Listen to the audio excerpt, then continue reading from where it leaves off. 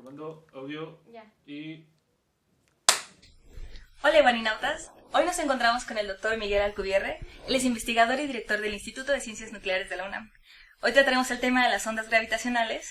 También muchas gracias por esta entrevista. Muchas gracias por invitarme. Entonces platícanos, ¿qué son las ondas gravitacionales? Bueno, las ondas gravitacionales fueron predichas por Einstein hace 100 años, en 1916, son parte de su teoría de la relatividad general. En esa teoría la gravedad es un campo, básicamente es una perturbación del espacio y del tiempo. O sea, la gravedad es una curvatura del espacio-tiempo y se propaga a una velocidad finita, se propaga a la velocidad de la luz. Y debido a que tenemos esta situación de algo que se propaga a una velocidad finita, siempre que tenemos algo así en física, surgen fenómenos tipo ondulatorios. Por ejemplo, las olas en el mar, o el sonido en el aire, o la luz, que son vibraciones de campos electromagnéticos, pues pasa un poco lo mismo. La gravedad es una distorsión y se propaga a una velocidad finita, la velocidad de la luz, y entonces puede haber en principio ondas gravitacionales. Entonces las predijo Einstein hace 100 años. Durante muchas décadas hubo mucho pleito al respecto. La gente no estaba convencida de si existían o no existían, de si tenían sentido o no, porque las matemáticas asociadas son muy complicadas. Pero digamos que por ahí de la década de los 50 del siglo pasado la gente ya dejó de pelearse al respecto, pero todavía no se habían visto. Y había evidencia indirecta. Desde los 70s, en 1974, se descubrió un sistema que se llama el pulsar binario, que son dos estrellas de neutrones que están en órbita una alrededor de la otra, dando vueltas muy rápido. Y de acuerdo a la teoría de Einstein, ese sistema, por estar dando vueltas muy rápido, están aceleradas y debería producir ondas gravitacionales que deberían salir a la velocidad de la luz. Entonces roban energía del sistema, entonces deberían acercar más y más y más hasta que en algún momento, en millones de años, chocarán. Pero lo que se puede medir con mucho detalle es qué tan rápido dan vueltas una alrededor de la otra. La velocidad de la órbita, el periodo de la órbita se puede medir con mucho detalle. Y entonces se ha visto que de los 70s para acá, en los últimos 40 años, ha ido cambiando el periodo de la órbita. Y cambia justamente como dice la teoría de la relatividad. Como se predijo, ¿verdad? Como está predicho. Entonces es una evidencia que las ondas gravitacionales sí existen porque el sistema pierde energía como debe. Pero no se estaban viendo las ondas, solo Y el sistema está perdiendo energía justo porque está emitiendo generando ondas las ondas. gravitacionales. Exacto. Nada más que no veíamos las ondas, pero veíamos la pérdida de energía. Entonces es una evidencia muy fuerte que convenció a todo el mundo de que las ondas sí existían, pero de ahí a verlas es otra cosa. Tardamos mucho tiempo, apenas si están enterados, apenas se anunció el descubrimiento final de las ondas gravitacionales hace un mes, ¿no? Sí. Ajá. Sí. Y, o sea, a mí, o algo que he visto que no queda muy claro es que, ¿qué es el espacio-tiempo? O sea, ¿cómo describirías? Porque El si tú estás espacio-tiempo, pues es en donde vivimos, es en donde ocurren todos los fenómenos físicos.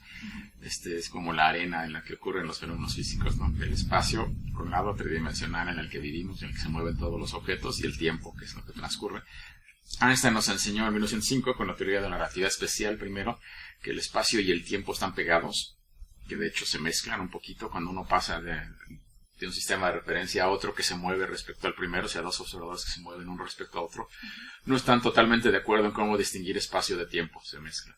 Entonces, desde entonces hablamos de espacio-tiempo, ya no de espacio y tiempo, como nos hubiera enseñado Newton, sino de espacio-tiempo junto porque están medio mezclados. Pero luego, 10 años después, cuando hizo la relatividad general, Einstein también postuló que el espacio tridimensional al que estamos acostumbrados, bueno, y el flujo del tiempo, no son los que nos enseñó Euclides. O sea, la geometría del espacio no es la geometría plana de Euclides todo el tiempo. Esa geometría se distorsiona cuando hay presencia de grandes cantidades de masa o energía. Y de hecho es lo que normalmente llamamos gravedad. Entonces la gravedad para Einstein, o en la teoría moderna, no es una fuerza. como decía Newton. Como decía Newton, no hay tal fuerza de gravedad. Lo que hay es una distorsión en la geometría del espacio. El espacio deja de ser plano y se vuelve curvo. También el tiempo. Y esa curvatura del espacio-tiempo, nosotros es lo que podemos ver como gravedad. Entonces eso es el espacio. El espacio, lo interesante es que en la teoría de Einstein el espacio y el tiempo ya no son simplemente la arena, el escenario en el que sucede todo. Son parte de los actores. O sea, pueden moverse, pueden alterarse, pueden malearse. tienen una dinámica, ¿sí? Pueden distorsionarse. De hecho, por ejemplo, el espacio se puede expandir y eso es lo que ocurre a gran escala. Cuando vemos las galaxias lejanas que se alejan de nosotros es porque el espacio en medio se expande. Y, bueno, entonces si los detectaran, pues bueno, si Einstein habló de las ondas hace mucho y entonces hubo algunos experimentos, ¿por qué antes no se detectaron los experimentos y apenas ahora? Bueno, no se habían detectado porque son enormemente difíciles de detectar, porque son muy débiles. De hecho, la gravedad, de las 4 fuerzas fundamentales que conoce la física moderna, que son la gravedad, la fuerza electromagnética. Hay dos tipos de fuerzas nucleares que llaman fuerte y débil, por falta de imaginación, yo creo. Pero bueno, de esas 4 fuerzas fundamentales, la gravedad es la más débil, por muchísimo. Es muchísimo más débil que cualquiera de las otras. O sea, y lo podemos hacer con cualquier experimento. Pongan cualquier objeto en el piso y lo levantan con su mano. Entonces, no pasa nada. Mi mano fue más poderosa que todo el planeta Tierra. La gravedad del planeta Tierra quiere bajar el objeto y mi mano lo levanta, ¿no? Entonces, es muy fácil ganarle a la gravedad porque es muy débil. Y debido a que es tan débil, también las ondas gravitacionales son muy débiles. Entonces, los efectos que producen son minúsculos, son muy difíciles de medir. Por ejemplo, si tenemos un evento que produzca ondas gravitacionales muy violento, digamos, chocan 2 agujeros negros o explota una supernova en una galaxia lejana, no muy lejana, una galaxia, digamos, a una distancia intermedia. Cuando esa onda gravitacional llega a la Tierra, lo que hace es poner a oscilar los objetos. Es decir, si una onda gravitacional nos golpea, en principio nos pone a oscilar, porque el espacio se expande en una dirección, se contrae en otra, entonces nos pone a oscilar. Pero esa oscilación es chiquitita. O sea, si tenemos un objeto de 1 metro de diámetro, lo pone a oscilar 10 a la menos 21 metros. O sea, la millonésima parte del tamaño de un protón. Okay, eso es lo que lo pone a oscilar. Es muy difícil, muy pequeño, es dificilísimo medirlo. Por eso no las habíamos visto. Porque simplemente no existía la tecnología para medir esas cosas hasta hace relativamente poco.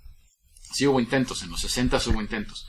Un científico que se llamaba Joseph Weber construyó los primeros detectores de ondas gravitacionales en 1965, 66, por ahí, que eran unas barras enormes cilíndricas de aluminio, y la idea era que iba a pasar una onda, le iba a poner a oscilar, y como iba a empezar a entrar en resonancia, iba a oscilar cada vez más fuerte, y eso eventualmente se podría medir.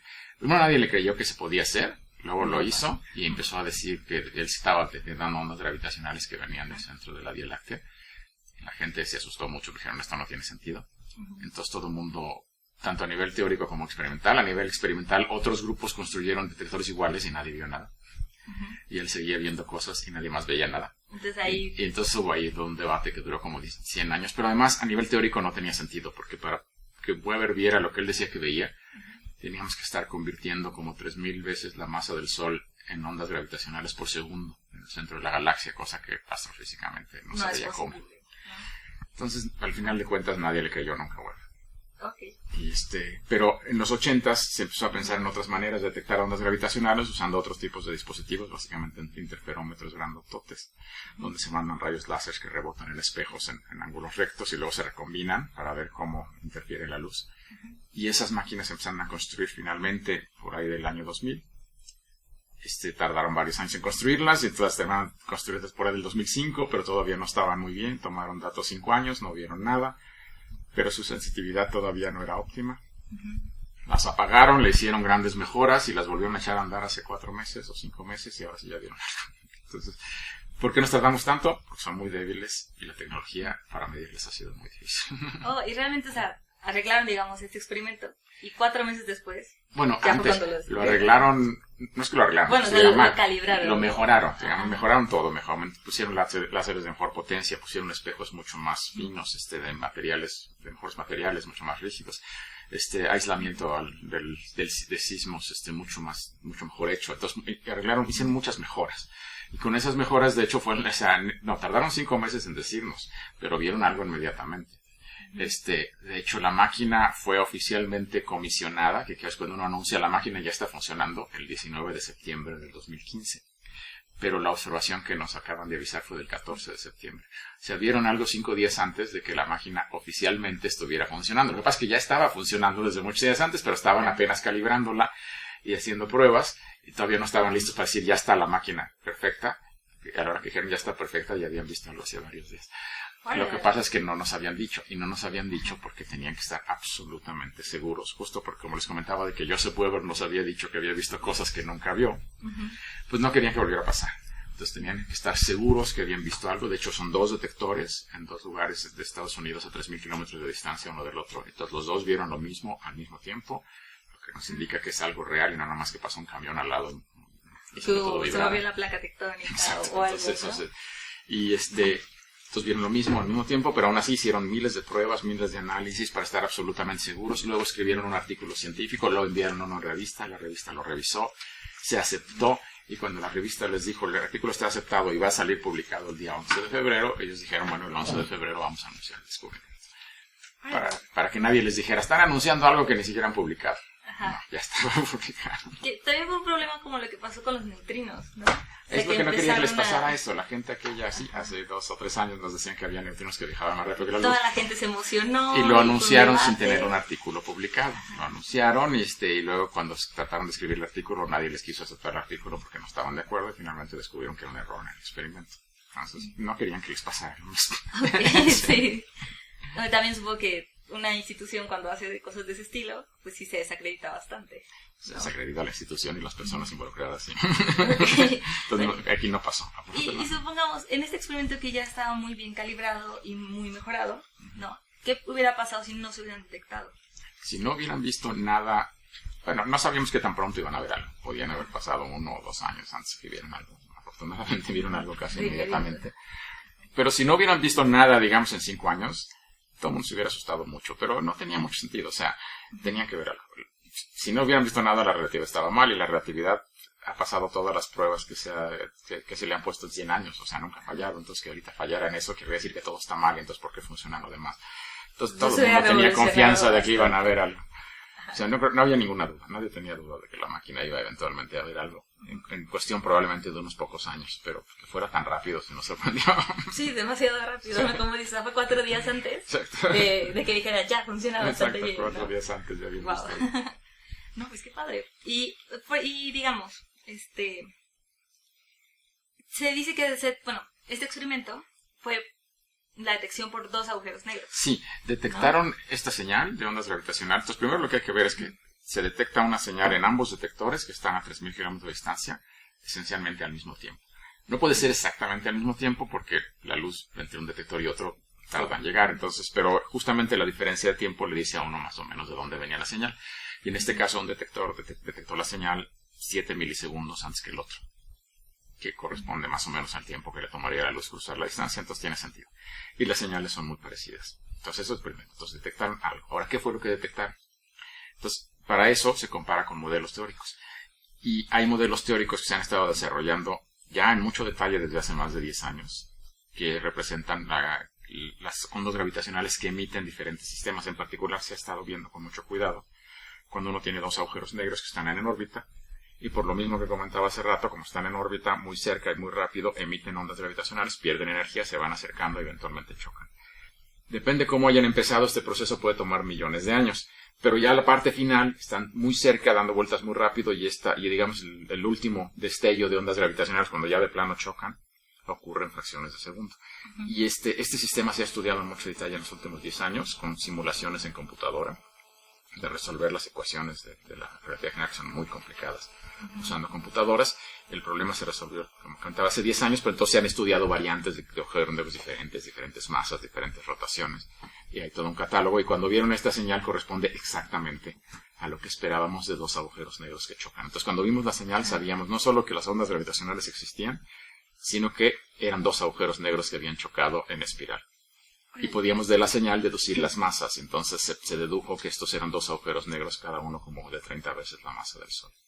Que también es interesante porque entonces no solo descubrimos que las ondas gravitacionales existen, ahora tenemos una evidencia directa, incontrovertible, de que los agujeros negros existen. Y además de que existen sistemas de 2 agujeros negros en órbita, de aproximadamente 30 masas solares cada uno, que tampoco sabíamos si existían. Es muy grande. 30 masas solares es muy grande. Sí, o sea, ¿qué estrella fue la que dio lugar a esos agujeros negros? Es un problema astrofísico interesante, ¿no? Oye, justo esa era una pregunta. O sea, hay personas o hay gente que todavía no cree mucho en la existencia de los agujeros negros. Porque dicen es que, o sea, sí tenemos las ecuaciones y sí como que volteas a ver a un sistema, no sé, a los cuasares o los núcleos activos y parece que es un agujero negro, pero nunca los hemos detectado directamente. Esta es una detección directa. Esta es una detección directa. O sea, con esto... Esta es una detección directa. ¿Existen los agujeros negros? No existe ningún otro sistema físico del que tengamos idea que pueda producir una señal de ondas gravitacionales así. Solo los agujeros negros. Otros, si hubieran sido 2 estrellas que hubieran chocado, la señal hubiera sido muy distinta. Porque eso también la hemos estudiado. Entonces, si hubieran sido 2 estrellas de neutrones las que chocan, la señal hubiera sido muy diferente. Esta señal es claramente proveniente de 2 agujeros negros. Ningún otro sistema físico produce esa señal. Es como si hubiera sido una huella dactilar. Exacto. ¿No? Esta es la huella dactilar de los agujeros negros. No hay duda. Wow. O sea, para los que entendemos el tema, no hay ninguna duda. Es una evidencia directa. Es una observación directa de los agujeros negros. Sí. Ok, eso es un descubrimiento muy grande, entonces, ¿no? Es como no solo sabemos, no solo descubrimos ondas gravitacionales, demostramos que los agujeros negros existen, punto. Ya no hay duda. Wow, me emociona bastante. Es que justo, o sea, como platicando, es como, no, o sea, los agujeros negros no existen, ¿no? O como, no, es que, o sea, ¿cómo, no? Pero ya que me estás diciendo que, o sea, es esto y que es como una huella... Son predichos por la teoría, pero la teoría en este caso predice que deben dar esta señal de ondas gravitacionales y eso es exactamente lo que vimos. Wow. Y algo que no sea un agujero negro hubiera dado una señal distinta. Y entonces, ok, estas señales, tú haces la teoría y entonces dices como con computadoras y demás se resuelven las ecuaciones. Sí. Y entonces los resultados que salieron de las ecuaciones y la detección, ¿qué tan exacto fueron? O sea, ¿cuál fue el rango de error? Esa es una buena pregunta. Es que depende, que la señal es bastante limpia y que nos queda claro que son dos agujeros negros, pero hay mucho ruido, o sea, el detector es muy ruidoso porque sí, bueno, los sismos y demás producen ruido, entonces, y estamos tratando de detectar cosas que se mueven y toda la Tierra se mueve todo el tiempo, entonces hay mucho ruido. Entonces es una señal que se ve el ruido y se ve claramente sobre el ruido la señal y uno la ve y a ojo dice esos son dos agujeros negros, luego hay que analizar los detalles.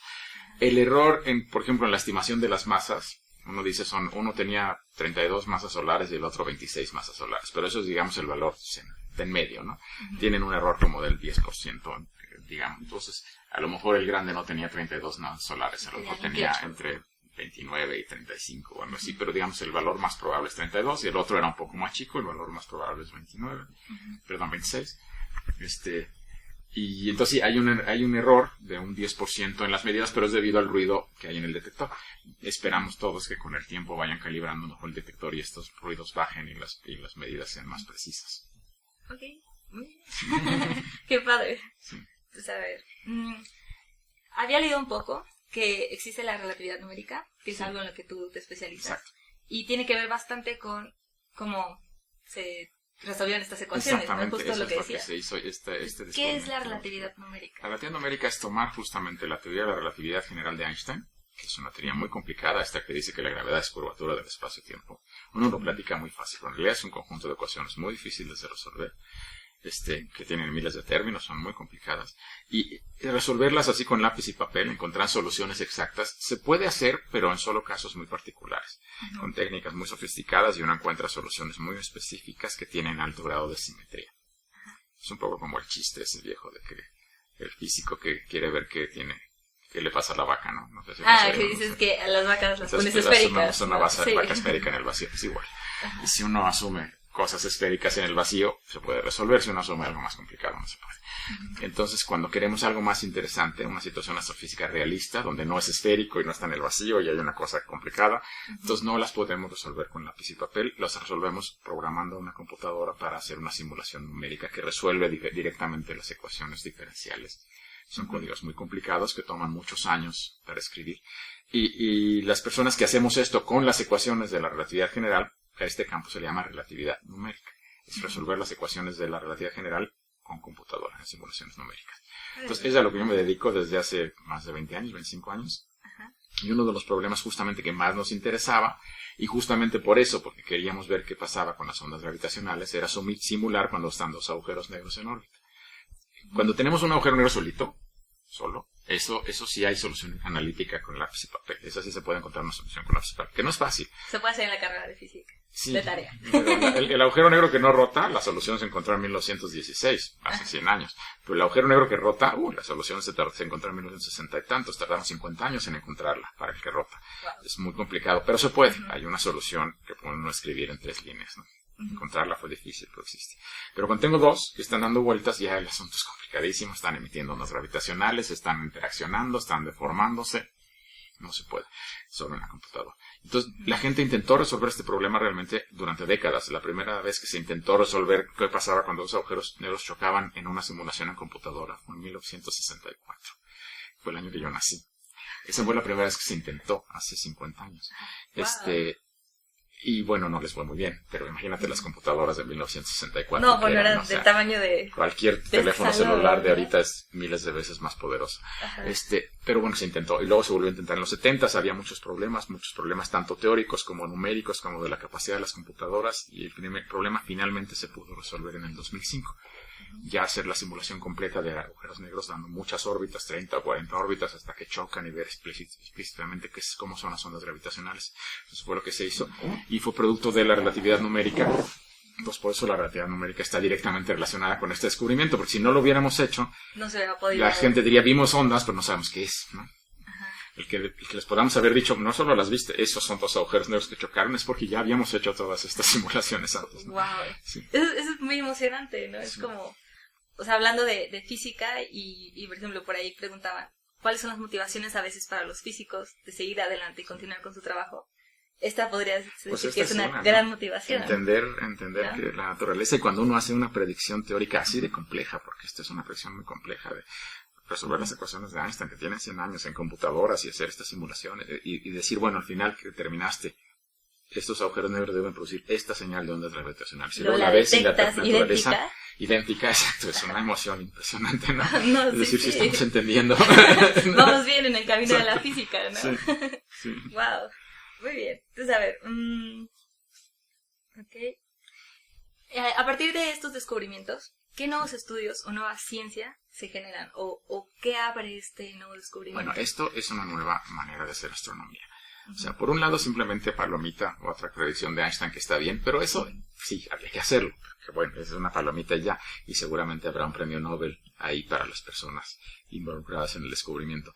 Pero lo que sigue es que ya tenemos otra manera de estudiar el universo. El universo hasta ahora lo estudiamos prácticamente siempre con luz.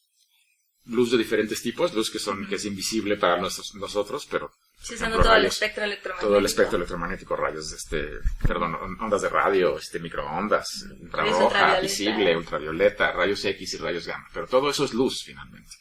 Y tenemos algunos pininos de tratar de observar con neutrinos, pero eso es apenas muy poquito, pero hay algunos intentos de hacer observaciones astronómicas con neutrinos. Pero esto es algo diferente. Ahora vamos a observar el universo con ondas gravitacionales. Vamos a observar el universo con gravedad, no con luz. Es muy diferente. Entonces vamos a poder ver cosas distintas. De hecho, no vemos, porque estos detectores lo que hacen es señales. Las ondas gravitacionales llegan y hacen que los objetos vibren. Entonces se parecen más al sonido que a la luz. Aunque no es sonido, porque son vibraciones del espacio, no del aire. Eso, y vienen a la velocidad de la luz. Entonces no es sonido, pero cuando interaccionan con un objeto lo hacen vibrar. Entonces, esas vibraciones las podemos entender mejor como si fuera sonido. De hecho, el detector puedes conectarlo a una bocina a la salida del detector y entonces se oye algo, ¿no? Entonces, y son dos detectores, y lo que detecta cada detector es una señal, y dice, pues, es esta señal, y otro dice, yo la detecté más o menos igual, pero un poquito antes. Entonces, se parece mucho como oímos, ¿no? Que tú detectas el sonido que viene. Puedes decir más o menos dónde viene, porque tu cerebro hace un cálculo de qué oído lo agarró primero, ¿no? Entonces puedes saber de dónde viene. Aquí es igual, podemos decir más o menos de dónde viene, pero no podemos formar una imagen. O sea, no vamos a formar... En ondas gravitacionales no veo dos agujeros negros. Lo que veo es un ruido, digamos una señal, ¿no? Entonces, de alguna manera estamos oyendo al universo más que viéndolo.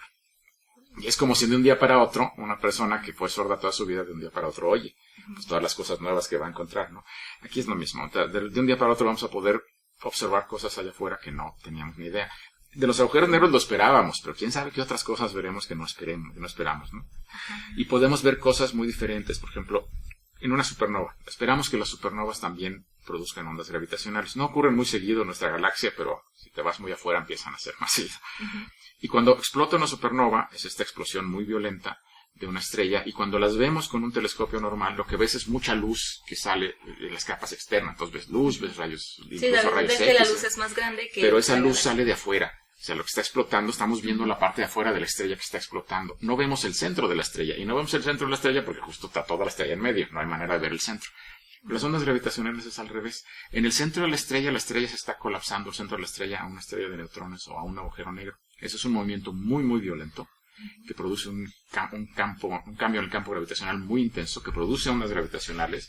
Las ondas gravitacionales salen y la materia es transparente, entonces atraviesan todas las capas externas de la estrella y nos llegan directo. Entonces, si pudiéramos ver eso, podríamos usarlas para estudiar el núcleo de una supernova. Cosa que es imposible con luz, porque con luz no vemos el núcleo, vemos todo lo de fuera. Entonces podríamos estudiar directamente el núcleo de la supernova y qué está pasándole al núcleo con ondas gravitacionales.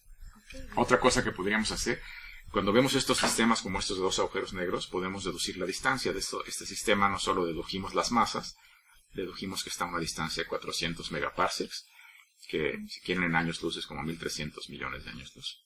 Muy lejos. 1.300 millones de años luz. Sí, está muy lejos.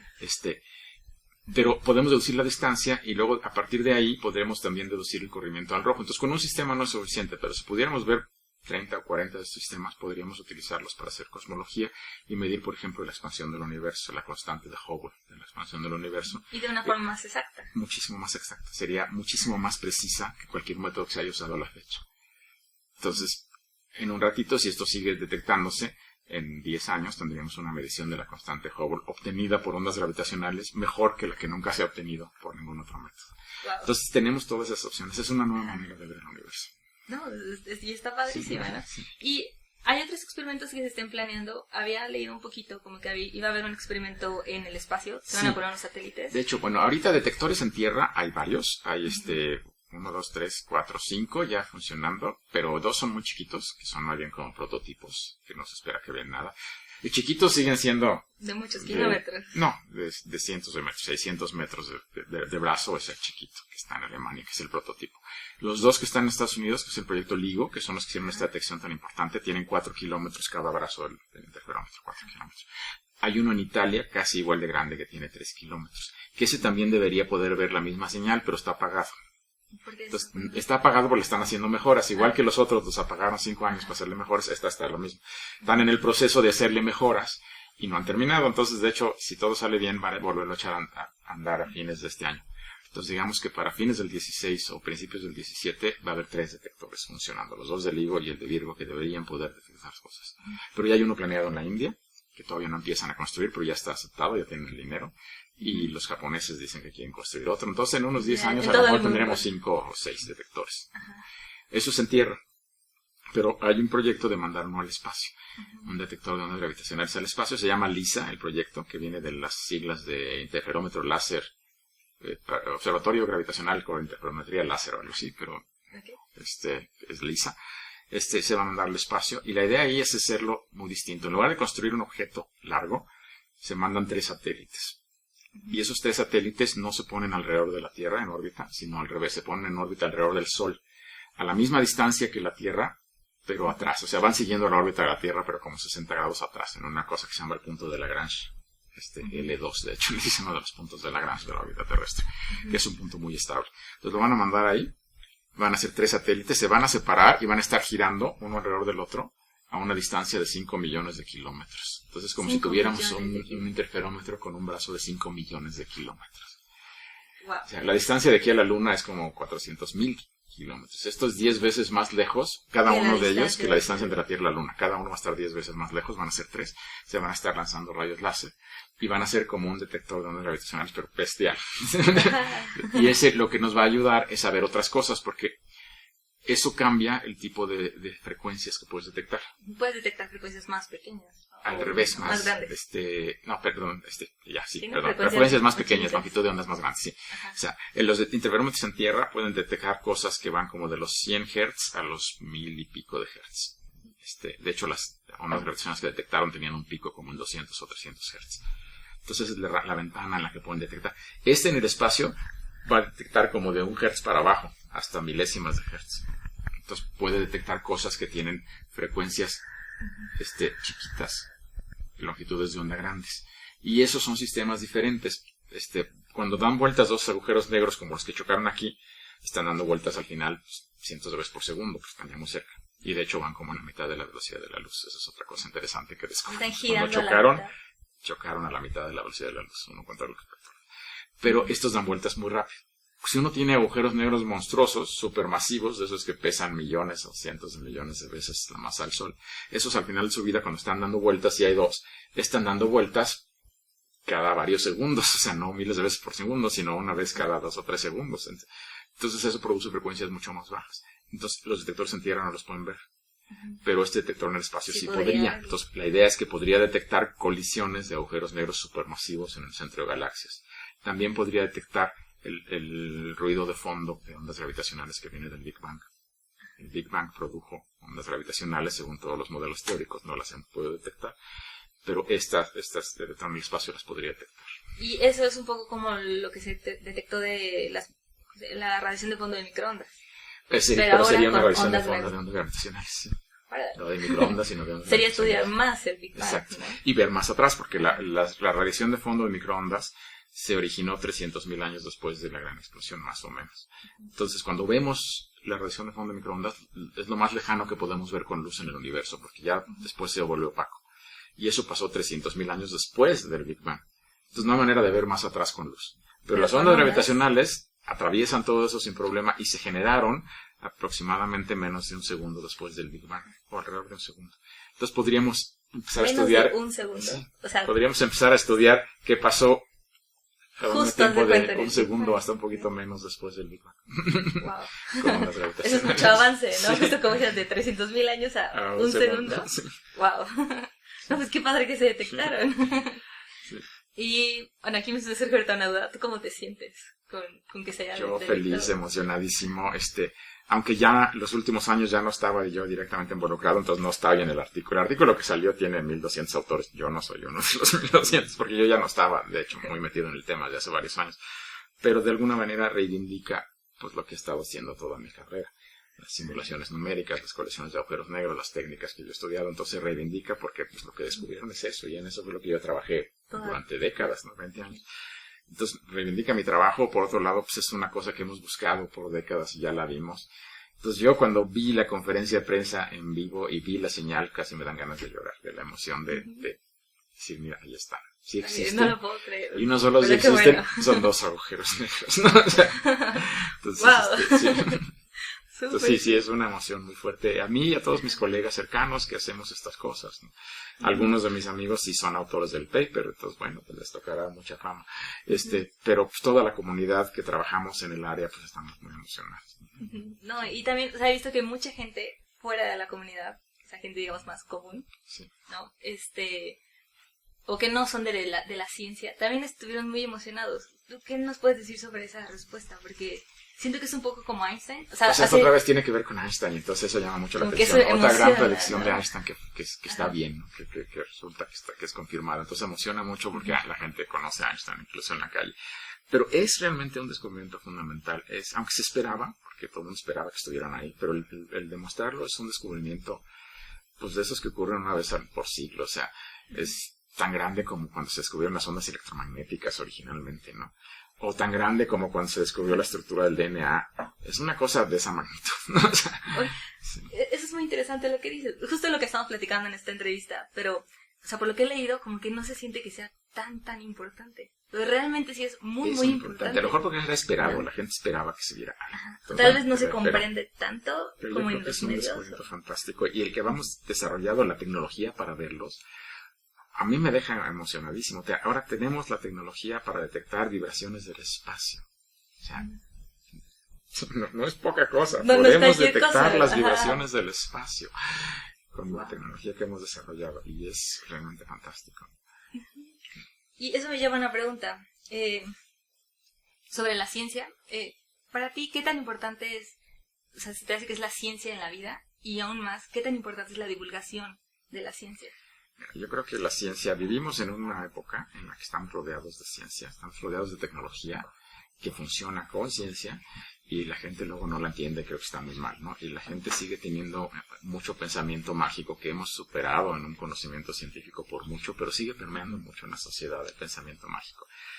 Me parece mal porque esas cosas se entienden, pero la gente luego se rehúsa a aceptarlas. Y es una falla de nuestro sistema educativo. No estamos enseñándole a la gente no solo qué es la ciencia y cuáles son los avances de la ciencia, sino no estamos enseñando a pensar de una manera racional y escéptica y entender el universo así. O sea, creo que eso es una de las enormes ventajas del pensamiento científico, ¿no?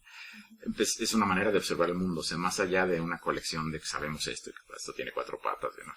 Es más allá, es una manera de entender el mundo, es una manera de verlo.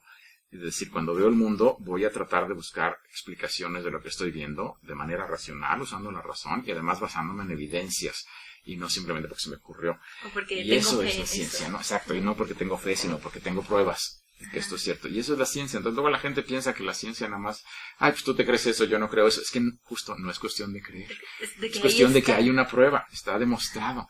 Y entonces hay que enseñarle eso a la gente, y creo que la papel de la divulgación es fundamental. Nosotros los científicos tendríamos que hacerlo mucho más.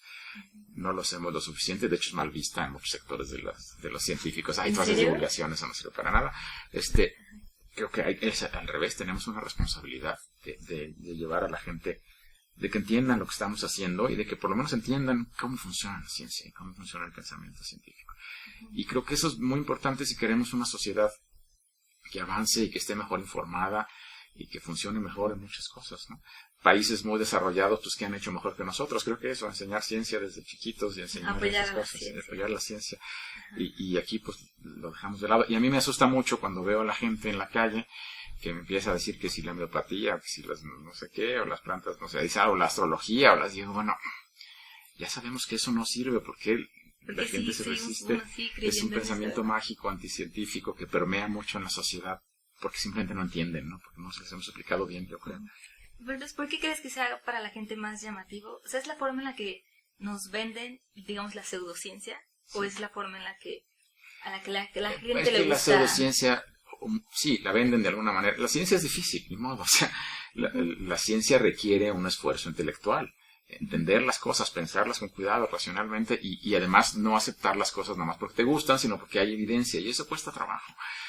Las pseudociencias apelan más a la emoción, ¿no? Y a la gente le gusta algo que apela a su emoción y que no requiere pensarle demasiado. La ciencia, pues ni modo, te requiere pensarle, es complicado. Hay que pensarle y hay que dedicar las neuronas a que esto funcione, y hay que realmente ser escéptico y no tragarse cualquier cosa, y eso cuesta trabajo. Entonces creo que por eso las pseudociencias llaman la atención, porque son fáciles. Son explicaciones fáciles, son explicaciones un poco emotivas, y además hay una tendencia, pues supongo que natural en los seres humanos, a creer en la magia. A creer en la magia, sí, a creer que hay fuerzas sobrenaturales que gobiernan los fenómenos. Es una tendencia, creo que natural, evolutiva tal vez, que hay que pelearse con ella a nivel racional, o sea, hay que combatirla y hay que reconocer que tenemos esa tendencia y que no deberíamos caer en esas explicaciones, ¿no? Pero sí, a la gente le gusta creer en la magia, porque le gusta creer que el universo está controlado por entidades que tienen motivos que no entendemos, extraños, ¿no? Porque les asusta pensar que el universo le da lo mismo si nosotros existimos o no y funciona como funciona. Es un poco eso, como eso de ¿por qué estoy aquí? ¿No? Y si no tiene sentido. Exacto, eso, porque ¿cuál es el sentido de la vida? Pues yo creo que la vida en sí no tiene ningún sentido, no hay ninguna cosa que dijo este es el sentido, no. El sentido de la vida es lo que hacemos nosotros, pero a la gente eso no le gusta, ¿no? O sea, le gusta que haya ahí un destino, entonces eso fácilmente lleva a la magia, ¿no? Sí. Ok, y entonces tal vez sería, no sé, que pienses que hay que, o sea, la parte de nosotros como científicos, debamos meter un poco de esto de enseñar que la ciencia también es como magia, o sea, es tan bella y tan llenadora como la magia. No tanto que es como magia, sino que es más bien que es algo de lo que podemos maravillarnos y que estamos entendiendo que el universo es enormemente complejo y rico y fascinante, y que no hace falta una explicación. Sí, exacto, hay una frase, no me acuerdo quién la dijo, pero es una frase muy bonita de algún científico de hace ya décadas, que dijo que no es suficiente maravillarse con un jardín, con las flores y con todo lo que pasa en un jardín sin tener que imaginarnos que además hay haditas escondidas en los arbustos. Creo que es lo mismo, o sea, hay que aprender a maravillarnos con lo que realmente existe sin tener que imaginarnos otras cosas. Lo que existe es suficientemente complicado, interesante y maravilloso, ¿no? Creo que eso me recordó un poco, decía el científico, a Feynman, Richard Feynman, que decía que, o sea, para él, ver una flor no es solo, o sea, tú ves una flor y dices es bonita, pero saber cómo funciona la flor, saber qué fenómenos dentro de la flor, qué química o la fotosíntesis, cómo se alimenta esa flor, hace que sea más bella. Sí, ¿no? Estoy totalmente de acuerdo. Entonces, la gente luego dice, no, es que ustedes todo lo analizan de manera analítica, ya no ven la belleza, no, al revés. Creo que vemos más belleza todavía, ¿no? Porque vemos una belleza mucho más profunda, ¿no? Que está ahí y que hay que aprender a entender. Pero creo que lo que nos toca como científicos es tratar de llevar este mensaje a la población, pero desde niños, a lo mejor incidir en los niños, llevarles historias de ciencia, de científicos y de qué hacemos los científicos y cómo en realidad, aunque sí requiere pensar y sí es un poco difícil, no es para genios, tampoco esta idea que hay de la televisión de que solo Einstein y solo un genio puede entender la física, no es cierto.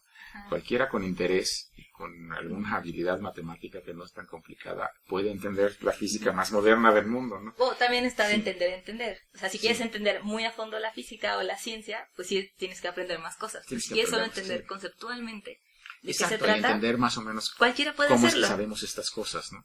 Cómo es que las hemos aprendido, cualquiera lo puede hacer. ¿Sí? Muy bien, pues creo que con esto podríamos dar concluida la entrevista. Perfecto. Muchísimas gracias. De Ha nada. sido muy, muy interesante platicar contigo y bueno. ojalá que esa emoción que tú muestras se transmita a todos nuestros Ojalá. televidentes, youtubevidentes, Sí. no sé cómo se diga para YouTube. Sí.